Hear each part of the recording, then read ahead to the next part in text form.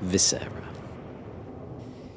You, in this moment, are maybe 12 or 13 in your mother's governor's mansion, the Viceroy's mansion, in the town of Orvos, your hometown, far away from where our adventure begins, as we remember a moment of you at home. Where would you be? I would be in my bedroom, which is in kind of like one of the highest parts of the house, overlooking all of Orvos. I spend a lot of time there in my own company. Yeah.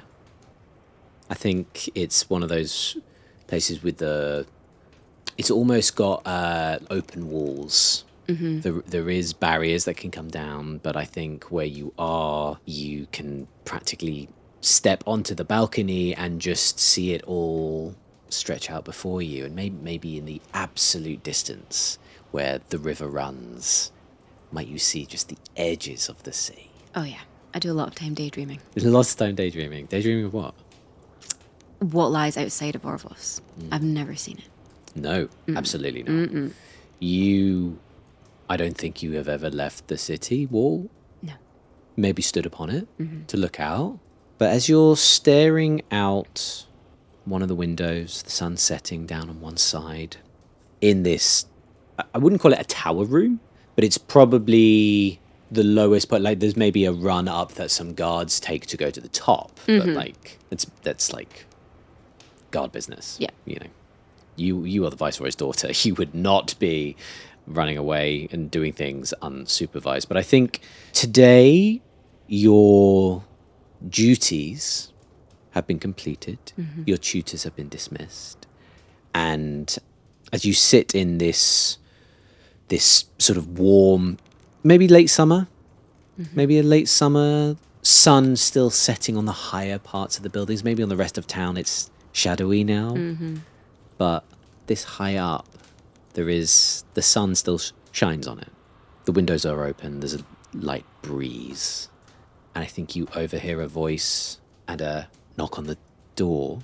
And through the door you hear, Viscera, have you finished with your studies for the day? Yes.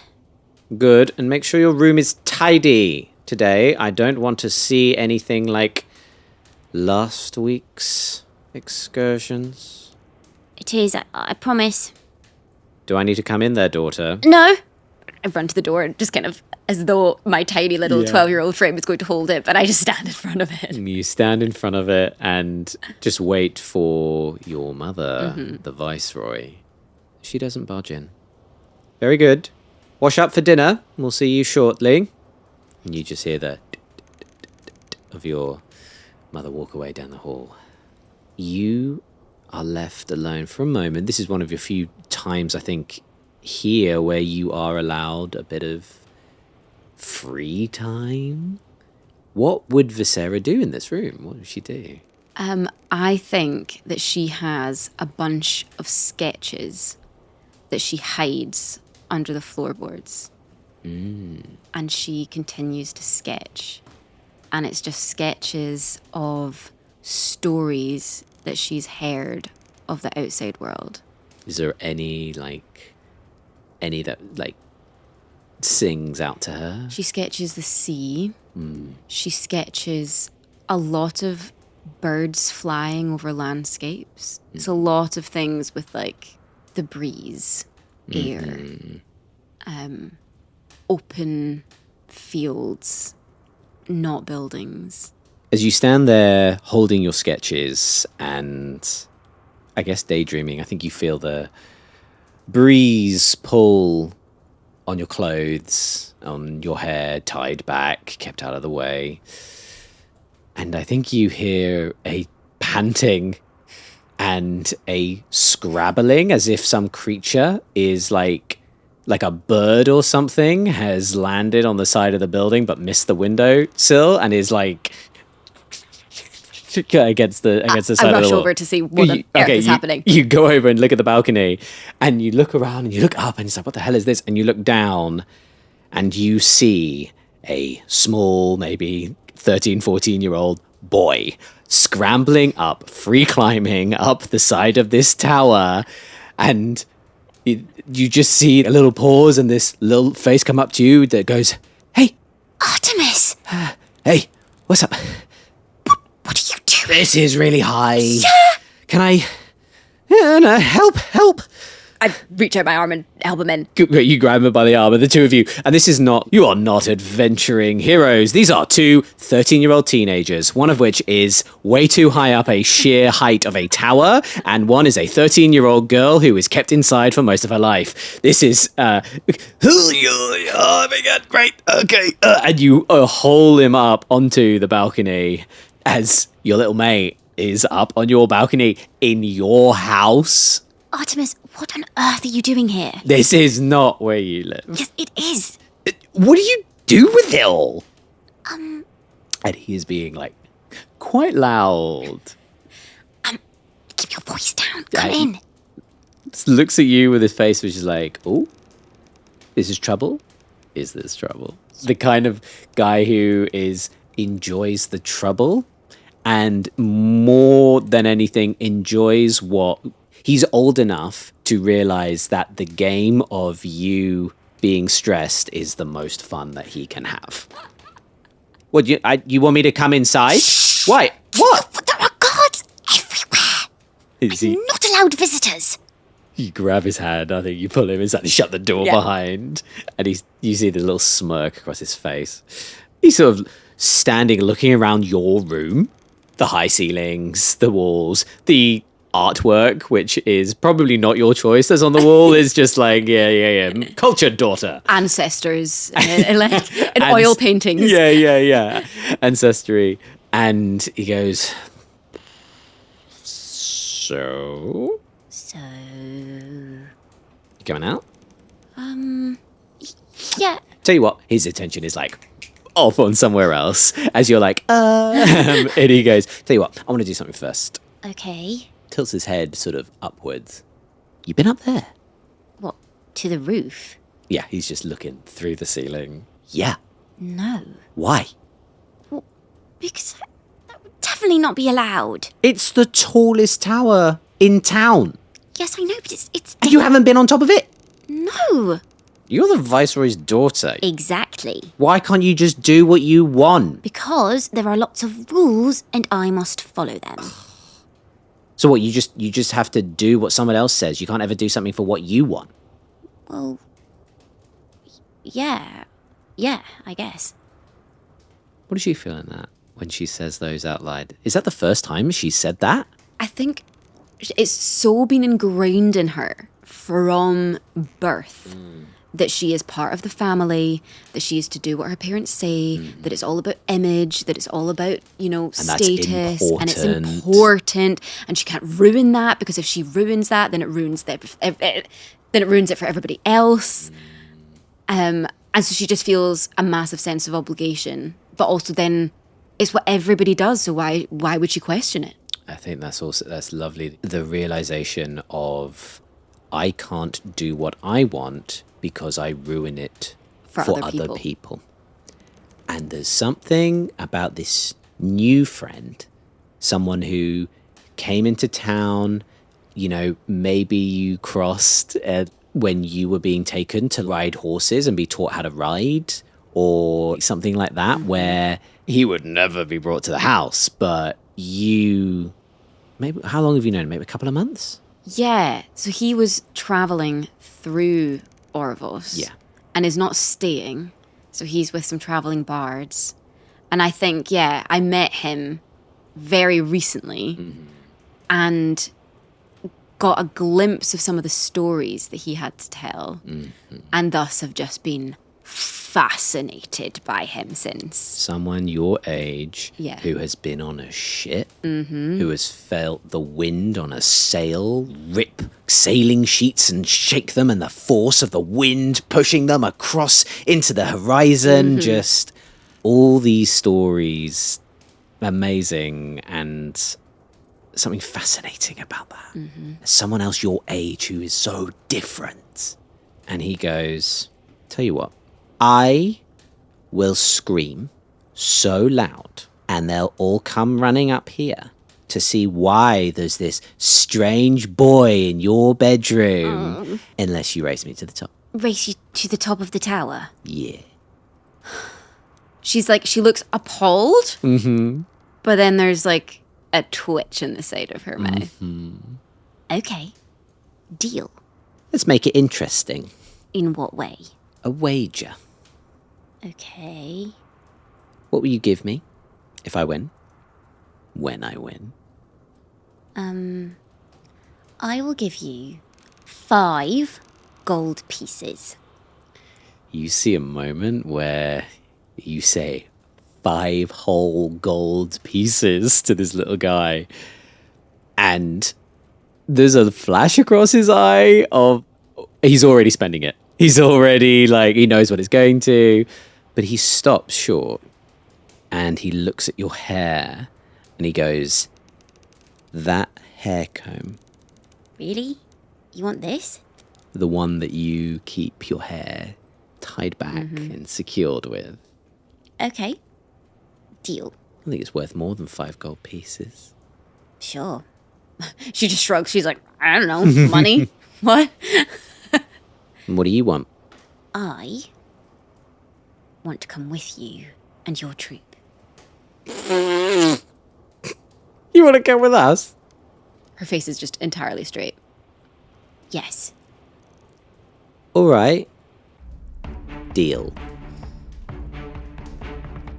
He goes. I run as fast as I can after him. Roll an acrobatics check for me, please.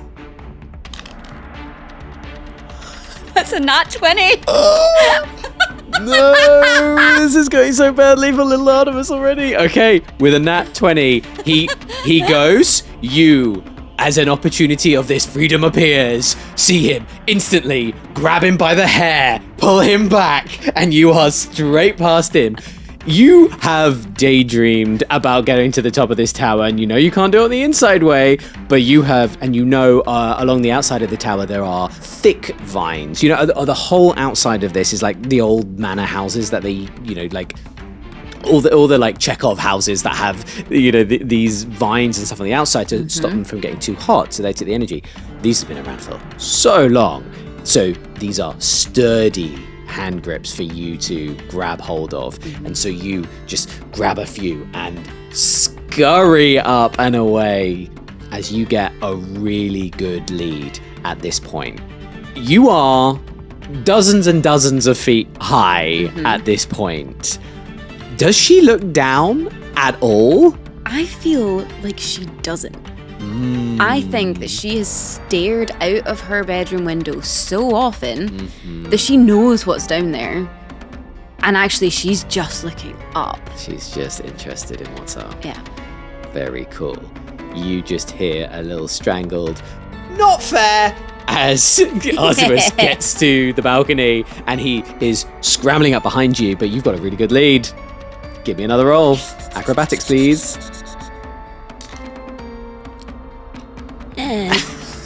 That is the sound of a happy dice roll. Oh, is this mine? She's very acrobatic. That is 24. Oh my god. Okay. With that, you're looking up and you hear and competition and a promise of something deeply sought after. And you go shooting up. You have, I imagine, stood on this balcony and like a rock climber been like, when I do this, I will go to there first and I will jump that way and I will do it this way. And you have looked and just imagined this route on repeat. So as soon as you're given a chance, this isn't like a, oh no, how would I do this? This is, I'm off, see you later, fuckers. And you accelerate away from him. Not fair, not fair.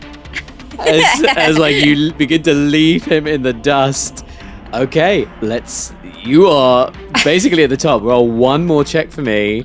This is going to go really badly wrong. That is 21. Why don't I roll like this all the time? Jesus. Okay. For something that is like just climb the tower. Yeah, well, okay. So the dice here want to tell a story as well. And you, in this scene here, in how she races to the top, there is a drive in her to get there and to be at this place. What is that feeling for her as she absolutely roasts Artemis? I think she has never felt this much freedom before in her life. So the more she climbs, it's as though she is climbing to freedom. And she is just driven by this sense of, like, flight almost. Like she can just feel the wind in her hair. She knows exactly what is behind her. She is not scared of heights. And she knows that she's not meant to be here. And she's never felt anything greater. Yeah. And I think with that, I don't even think you scramble over the edge.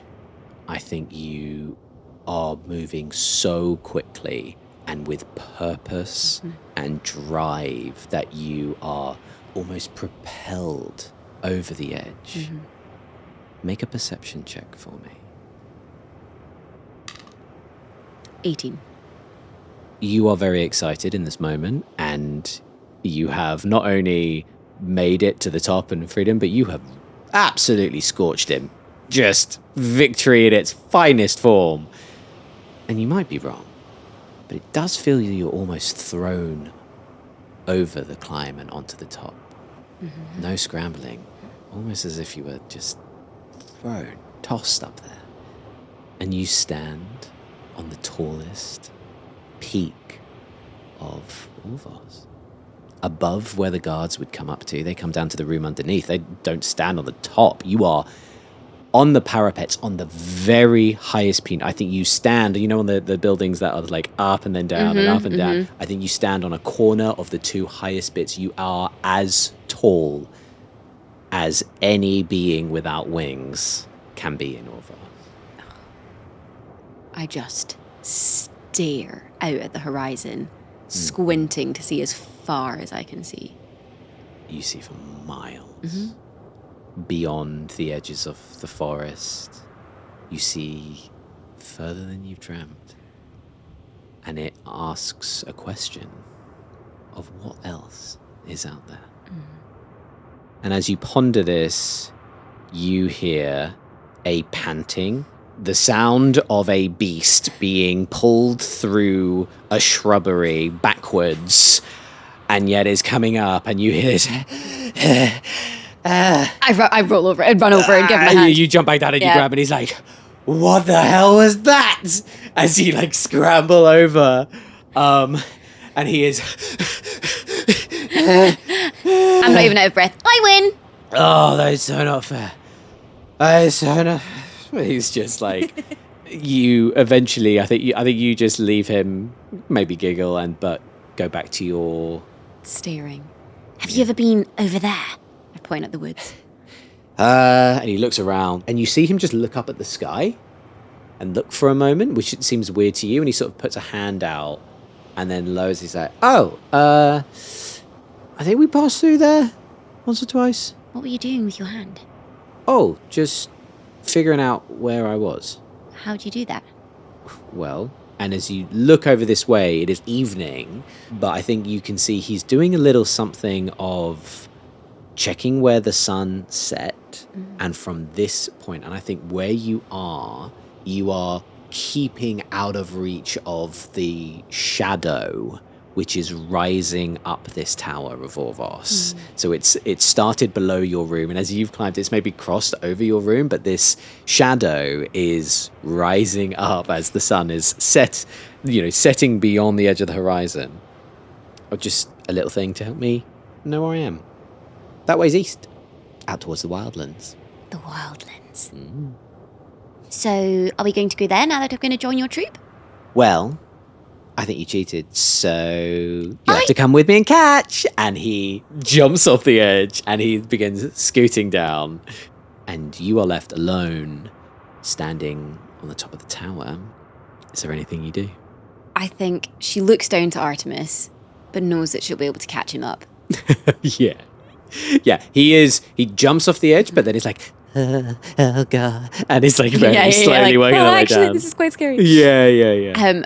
So she just looks back out to where he said the wildlands were and just stares and dreams of what is there. So as you're standing there, I think the wind just picks up this little bit and it picks up in a way which is much harder than you anticipate. And the hair comb in your hair is pulled by the wind. And your hair flows free, and you're standing on the top of the tallest tower with the sun and the light still catching you as you've raced the shadow. And your hair, for once, is blowing wild and free, and it doesn't fall to your shoulders. And you just hear a voice in your ear say, "There are many ways to be free."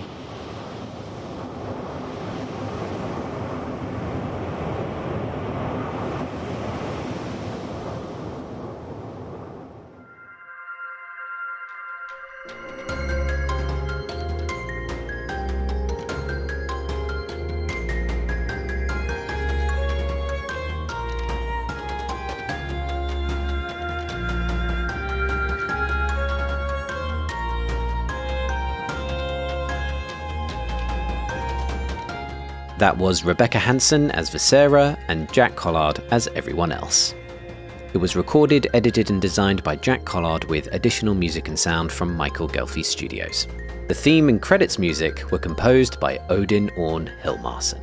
Fable of Shadow is a Phoenix Fables production, and it was supported by Kayla Delcoure as the company manager, Miranda Barril as the project lead, Cherry as the illustrator, and Vanna Reader, Maz and Casey Powers as the transcription team. This show is dedicated to Penny. I can't thank you enough, but thank you, Penny. If you want to learn more about what Phoenix Fables is all about, come join our community, otherwise known as The Flock, on our Discord. We have community events, live streams on Twitch, and much more coming to get your beak into. And if you want to help the show, please follow our socials at Phoenix Fables Online on whichever platform you choose to use. The character backstories are now available, as are episodes 1 and 2. Next episode will be live in 2 weeks' time. We'll see you then.